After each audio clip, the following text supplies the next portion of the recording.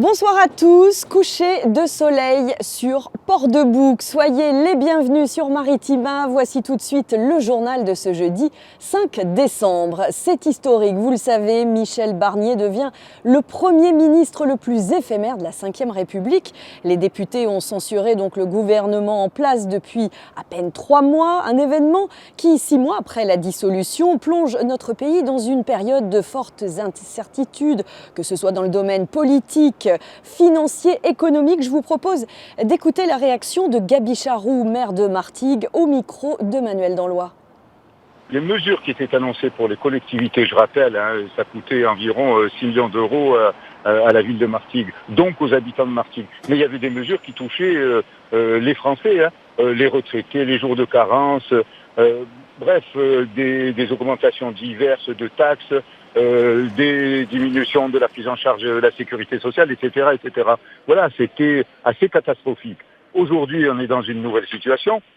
Je pense que avant même de s'exciter sur le nom de celui qui devrait être désigné Premier ministre, il va falloir qu'en même temps, ou peut-être même avant, il soit question de mesures, d'un programme en quelque sorte, et surtout d'un pacte à l'Assemblée nationale pour que ce nouvel gouvernement, dans 2 mois, il ne soit pas à nouveau censuré, ce qui nous amènera à remarquer peu à peu au mois de juin ou juillet où de nouvelles élections législatives devront être organisées. Mais qui sait ce que nous réserve le président de la République aujourd'hui, demain, dans les jours qui suivent.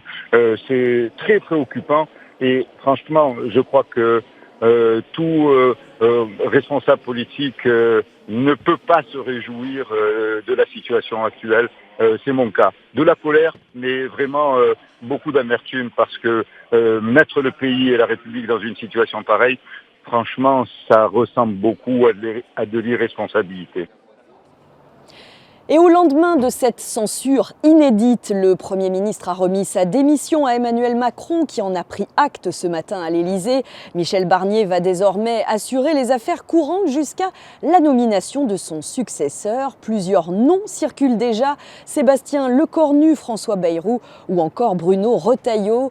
La nomination pourrait intervenir rapidement dans les prochaines 24 heures. En attendant, le chef de l'État, je vous le rappelle, s'exprime ce soir à la télé pour tenter de fixer un cap après ce bouleversement politique.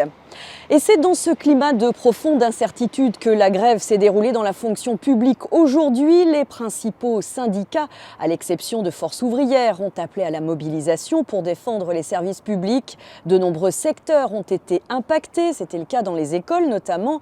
Notre reporter Nordine Ali Saïd était au cœur de la manif ce matin à Marseille, manifestation qui a réuni plusieurs milliers de personnes. Enseignants, personnels des hôpitaux et agents territoriaux notamment, ce sont des milliers d'agents issus de la fonction publique rassemblés au centre-ville de Marseille, comme Stéphane, enseignant au collège Honoré Daumier à Marseille. De nous mettre 3 jours de carence, c'est vécu par le monde enseignant comme une punition. Quand on entend que dans les autres secteurs c'est la même chose, beaucoup de salariés ont des compensations. Nous on ne les aurait pas. Au-delà des jours de carence, la baisse de l'indemnisation d'arrêt maladie et la suppression des postes étaient au programme du gouvernement Barnier, fraîchement destitué. Pauline, directrice d'école à Pertuis, s'insurge contre la coupe du budget envisagée. On veut plus de remplaçants parce que là on a beaucoup de jours d'absence qui ne sont pas remplacés. Donc aussi l'aide aux enfants à besoins particuliers. Voilà, tout est en train de fermer et tout est au rouge. Les fonctionnaires hospitaliers étaient présents. Ourania, infirmière à l'hôpital psychiatrique à Édouard-Toulouse, dénonce également un budget insuffisant de l'État. On n'a pas assez de lits. Il y a des gens qui sont dans la rue actuellement et qui ont des problèmes de santé mentale et qui ne peuvent pas être hospitalisés. C'est dramatique. Il y a des gens qui attendent des mois et des mois pour avoir une imagerie parce qu'il y a une suspicion de tumeur. C'est insupportable d'entendre ça. Selon les 7 principales organisations syndicales de la fonction publique présentes, à l'exception de Force ouvrière, 27 000 personnes étaient mobilisées à Marseille, 4 700 selon la préfecture. On parle santé dans ce journal. L'épidémie de grippe saisonnière a commencé. La campagne de vaccination a démarré quant à elle à la mi-octobre. Elle est menée conjointement à celle contre le Covid. Colin Lucas, pharmacien à Auchan-Martigues, nous en dit plus. tout à fait possible de faire les mêmes vaccinations en même temps, il n'y a pas de souci. Donc nous, on fait les prises sans prise de rendez-vous. Donc vous venez vraiment quand vous voulez et toute l'équipe sera compétente pour vous vacciner. On vous posera quelques questions, savoir si vous n'êtes pas malade et si vous êtes prêt éventuellement à vous faire vacciner et on pourra le faire dès à présent. Donc c'est 2 injections distinctes. C'est 2 injections différentes dans le bras que le patient préfère. Souvent on fait un vaccin dans chaque bras. Au niveau du vaccin contre la grippe, ils sont toujours très demandeurs. En ce qui concerne le Covid, ils sont toujours un peu réticents parce qu'il y a eu beaucoup de vaccinations contre le Covid. Après maintenant, on les conseille toujours sur les risques que peut engendrer le Covid, qui peuvent être des conséquences surtout au niveau pulmonaire.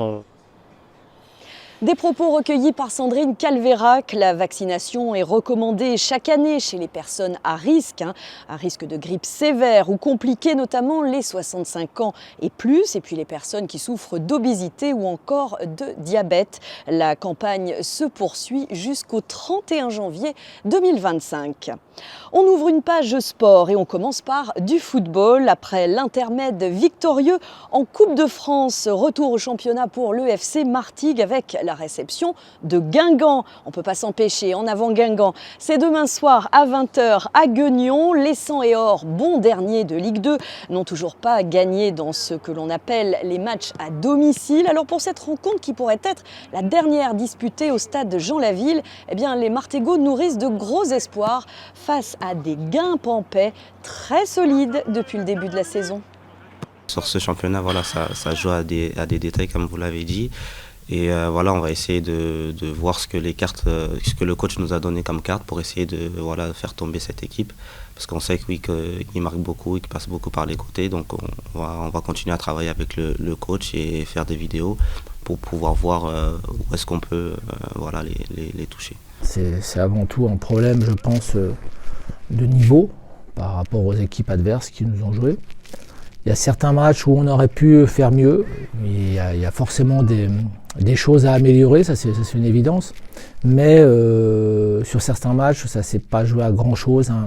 Un chouïa d'expérience, de malice aurait suffi à prendre des points, quoi. Donc voilà, c'est comme ça. On peut pas rejouer les matchs, on ne peut pas les refaire.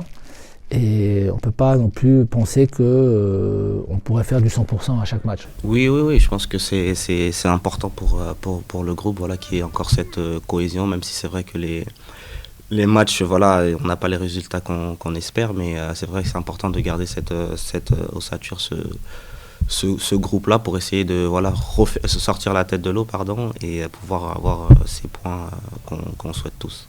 Coup d'envoi de ce Martigues-Guingamp demain soir à 20h. Peu de changements sont attendus dans le 11 martégal. Thierry Laurey commence à avoir plus de choix avec des retours de blessures et de suspensions. 2 matchs à retenir demain soir sur notre territoire en basket. Les Bayers s'affronteront Saint-Chamond à 20h à la Halle Henri Juita. Fos-Provence Basket, fort de son nouveau meneur Brandon Young qu'on vous a présenté hier, espère sortir de la mauvaise passe. 6 défaites en 7 matchs, dont 3 consécutifs dans ce championnat de Pro B.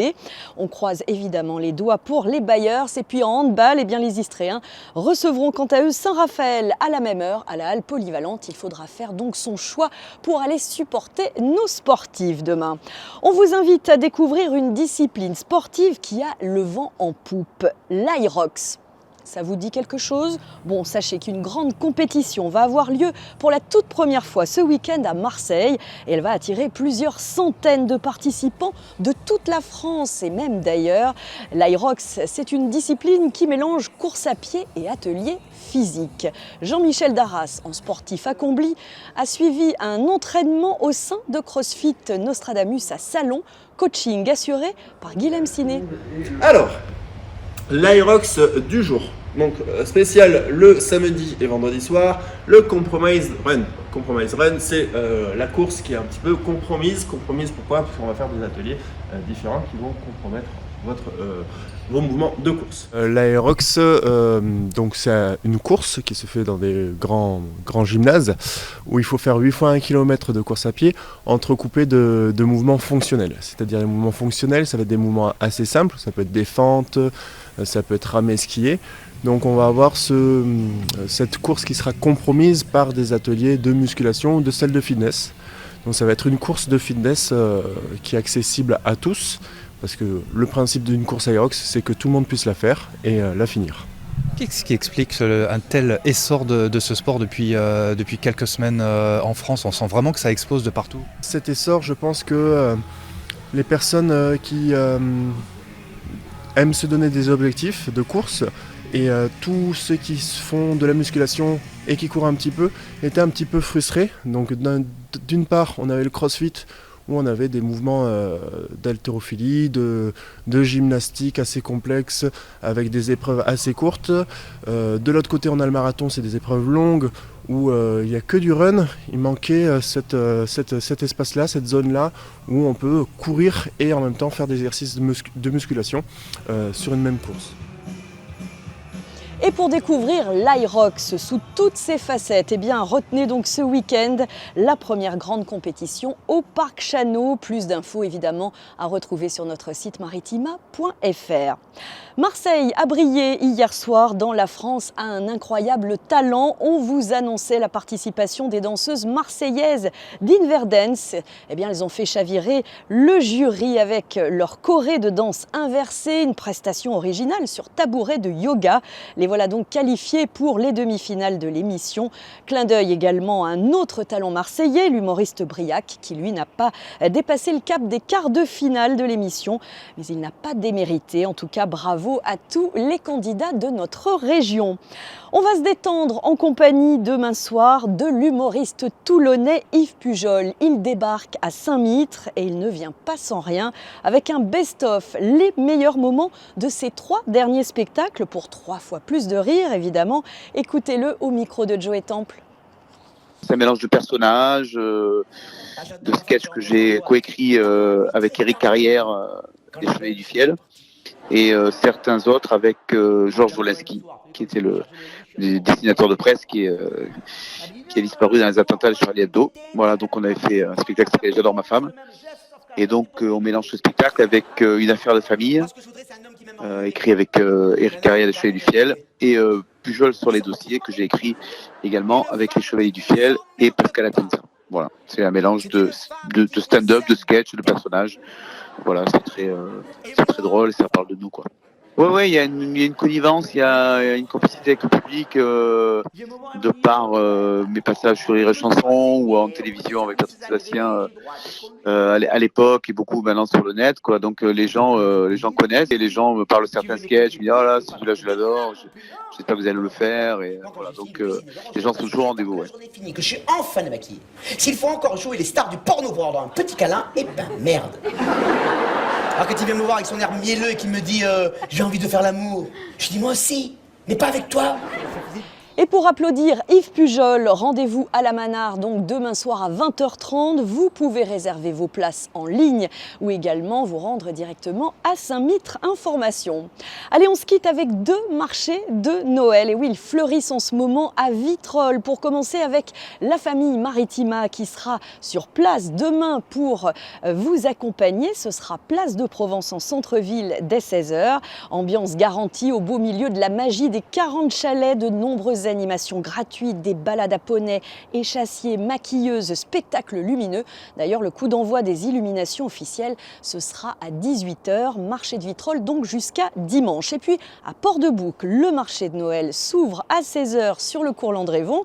Là aussi, un grand choix d'artisanat pour penser déjà à vos cadeaux. Et puis, des animations avec les masqués vénitiens de France. Ça, c'est une première à cette époque. Ils vont déambuler dans le marché. Il y aura aussi parade lumineuse, défilé des bateaux illuminés, sans oublier samedi l'arrivée du Père Noël en bateau. Et ça ne s'invente pas, il n'y a qu'à Port-de-Bouc qu'on voit ça. Le feu d'artifice également au programme, bref, profitez-en.